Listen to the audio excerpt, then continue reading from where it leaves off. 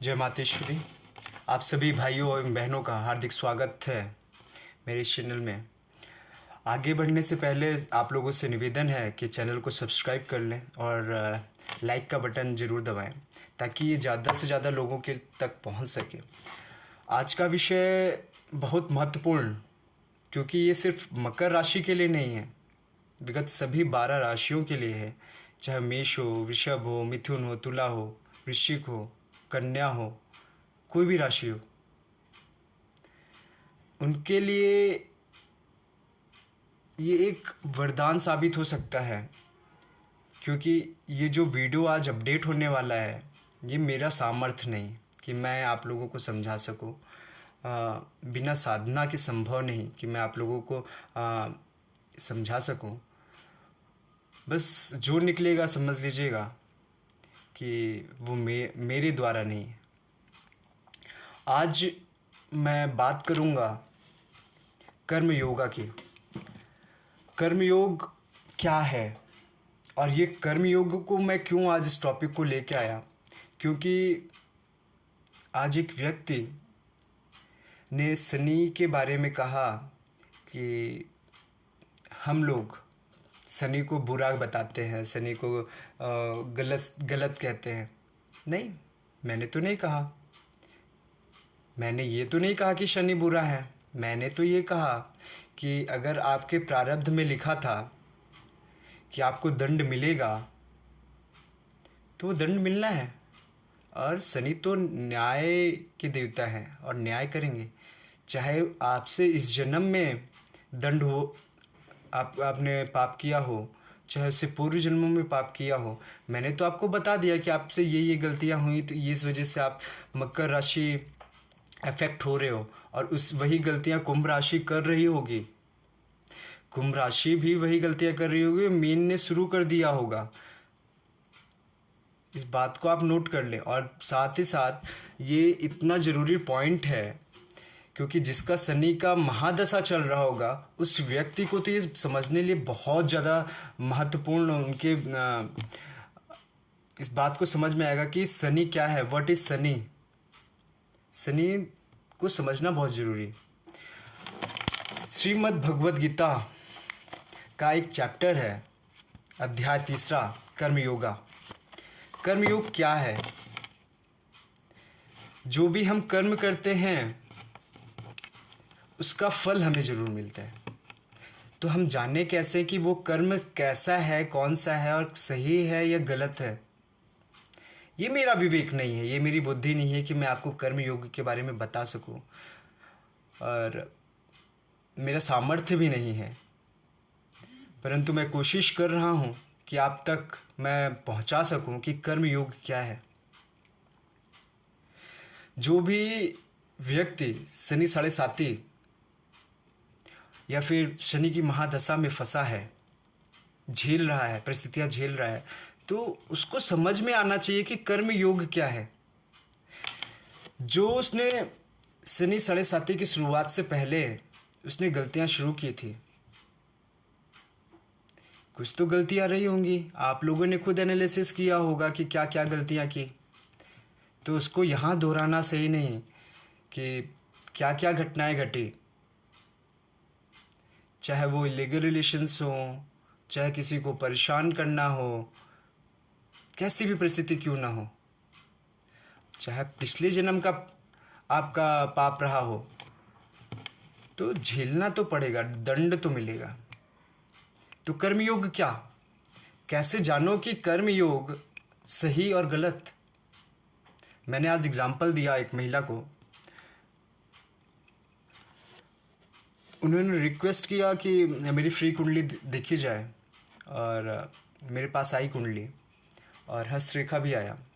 हस्तरेखा देखते ही तो मैं पहचान गया कि नहीं, सामर्थ्य तो है, सक्षम है। और मैंने जो ही बताया तो उन्होंने बोला कि हाँ, मेरा ये बिजनेस है।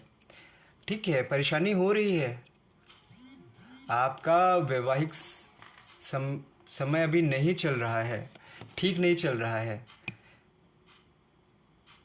ठीक है, सही हो जाएगा।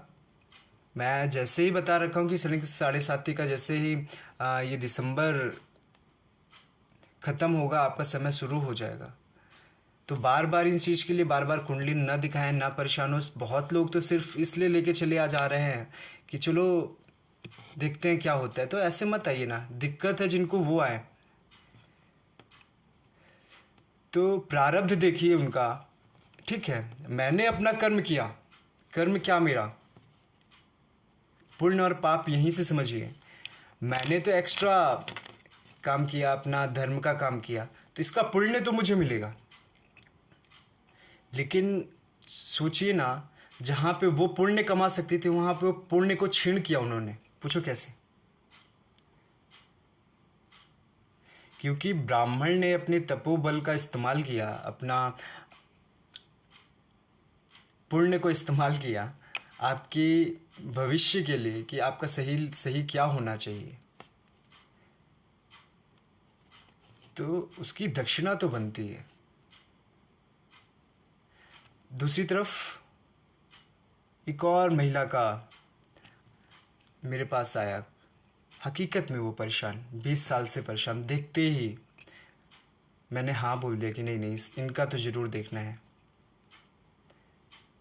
उनकी समस्याएं थी, उनको बताया गया।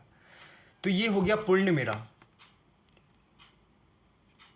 पुण्य के प्रताप से ही, मैं आप लोगों के आशीर्वाद से ही मैं आगे बढ़ूंगा।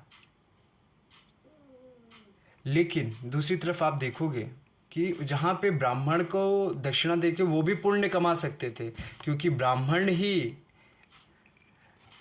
वो सामर्थ्य रखता है कि पाप को जला सके। क्योंकि ब्राह्मण से, मैं नहीं बोलता कि सिर्फ ब्राह्मण ही साधना कर सकता है, कर सकते हो आप लोग भी, लेकिन ब्राह्मण इज सबसे सुपीरियर जीन है, सबसे स्ट्रांग जीन है। ब्राह्मण की बात क्या, ब्राह्मण की बात क्या। अभी मैं ब्राह्मण ब्राह्मण कह रहा हूँ तो कई लोग बोलेंगे कि अच्छा तुम ये बातें बोल रहे हो। मैं तो ब्राह्मण में भी उन्हीं की बात करूँगा जो ब्राह्मण का कर्तव्य निभा रहे हैं, बाकी ब्राह्मण नहीं, बाकी नहीं है। जो ब्राह्मण हैं और अपना ब्राह्मण कर्म नहीं कर रहे तो वो ब्राह्मण नहीं।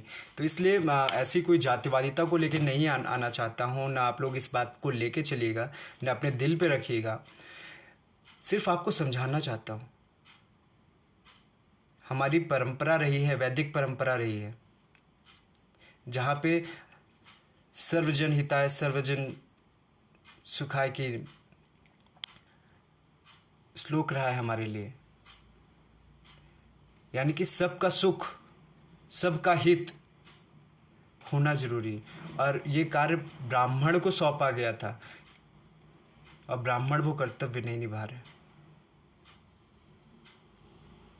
ठीक है, तो टॉपिक से थोड़ा अलग हट रहे हैं, लेकिन मैं फिर से वहीं पे वापस आता हूँ कि कर्म योगा क्या।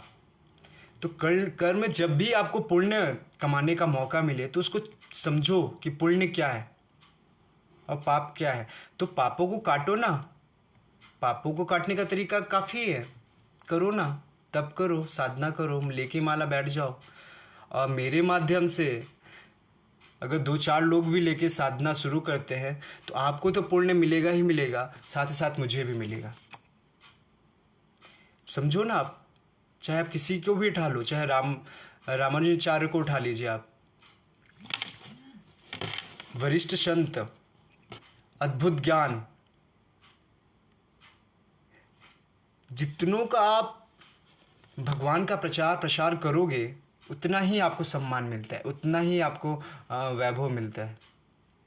बागेश्वर धाम को ले लीजिए आप, श्री धीरेन्द्र शास्त्री जी को देख लीजिए। वो धर्म के क्षेत्र के लिए क्या कर रहे हैं, लोगों को जागरूक कर रहे हैं, लोगों को अवेयरनेस कर रहे हैं। तो स्थितियाँ बदलती हैं। बहुत से लोग जो धर्म के क्षेत्र में आ रहे होंगे तो उन्होंने गलत करना तो छोड़ा होगा ना, हमारा समाज तो सुधरा होगा ना। अगर मेरे माध्यम से कुछ लोग सुधर जाते हैं तो उसका पुण्य तो मुझे भी मिलेगा आपके साथ साथ, प्लस आप बचोगे भी, आप वो गलत काम नहीं करोगे और आप पाप के भागीदार नहीं होगे। मैं इसीलिए कह रहा हूँ कि कर्म योगा समझिए, कर्म योग यही है। कि कर्म को समझना है। कर्म कैसे समझोगे?